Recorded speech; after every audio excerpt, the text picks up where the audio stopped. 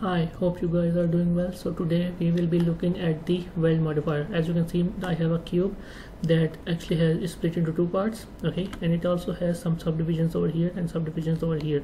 So I'll go add modifier, generate, and then into the weld modifier. So you can obviously work with the vertex group over here. So I'll just create a vertex group. I'll just shift alt and select this edge loop, and then shift alt and select this edge loop, then plus to add a vertex loop, and then with before we continue, please consider subscribing. Only 9% of you are actually subscribed. My goal is to reach 2.5k subs by the end of this year, and drop a like and a comment while you're at it. One weight, I'll assign it to these two edges only.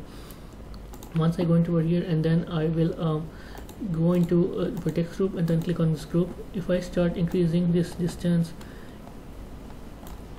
you'll actually see that now they are connected, okay, and they're only the two vertices that are being affected.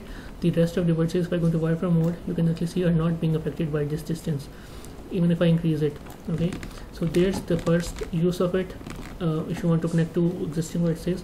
The second use could be if I invert the vertex group, so now these two edge loops that I had selected will not be affected, and these other edge loops are going to be affected. So I start increasing the distance, and you can see that the wireframe is now shrinking. So there's all that. Also the mode can be changed from all to connected only. I'll just move the vertex group now, and I'll change difference to again over here.